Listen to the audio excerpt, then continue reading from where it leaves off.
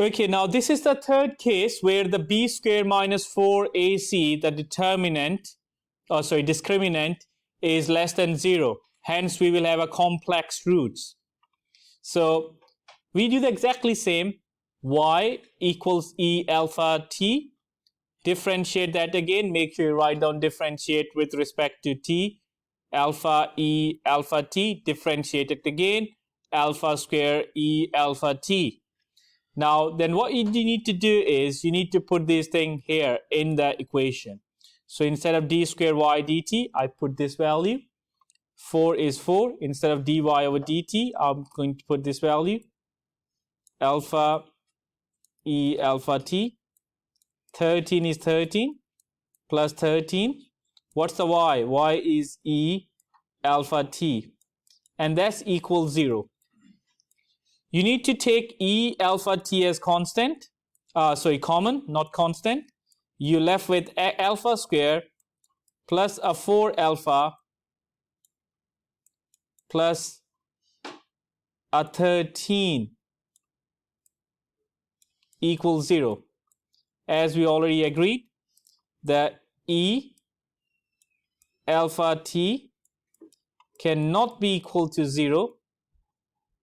So alpha square plus a 4 alpha plus 13 has to be equal to 0. When you do that one, obviously you got A is 1, B is 4, C is 16. A is 1, B is 4, C is 13. Now you're going to use a quadratic equation to actually solve this bit. I put alpha square plus 4 alpha plus 13 into quadratic equation. Let's do that one. So alpha equals to minus b plus minus b square minus 4ac over 2a. Now we put this thing in this equation. So you got the a, b, and c values. So you got minus 4 plus minus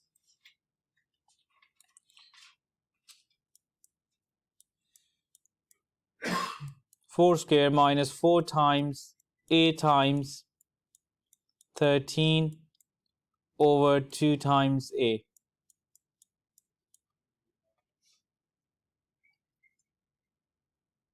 Now when you do this one, you will have a minus 4 plus minus 4 square is 16 minus 4 times 13.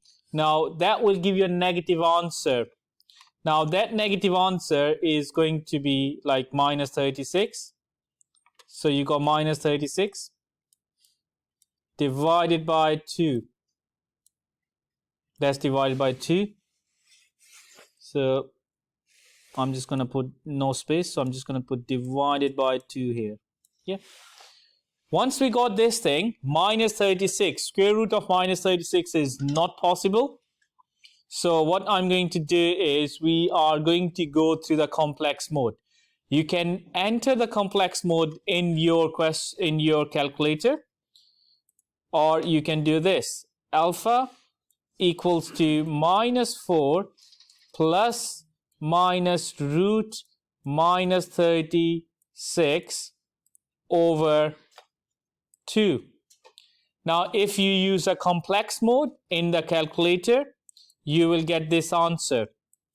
Minus 4 plus minus root 36 is actually a 6i over 2. Now I can divide everything by 2. So I got alpha equals, if I divide this thing by 2, that will be minus 2 plus minus, if I divide this thing by 2, that will be a 3i. So I got two roots. Alpha 1 is minus 2 plus 3i, and alpha 2 is minus 2 minus 3i. So now I got two different roots for the equation. So once I got this one, I can write down y1 equals to e alpha 1t, which should be equal to e alpha 1 is minus 2 plus 3i bracket and a t. y2 is equal e alpha 2t. What's alpha 2? Minus 2 minus 3i. E bracket minus 2 minus 3i t. So I got the value for the y1 and y2. Once I got the value for the y1 and y2, I can put that one in the general solution equation. Now the general solutions look something like this.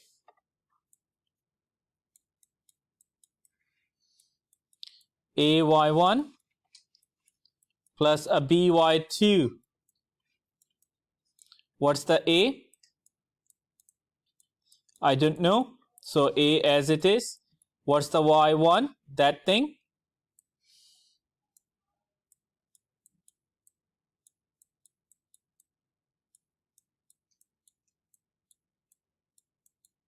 B, I don't know. It's a constant. What's the y2?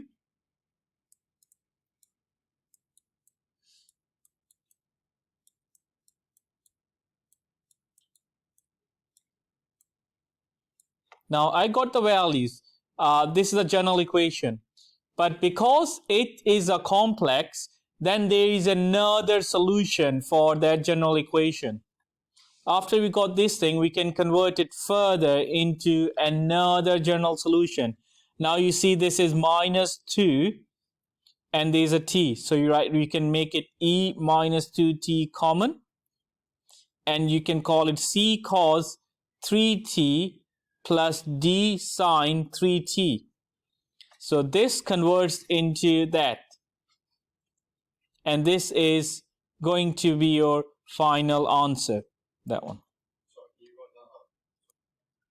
And this one is your general solution.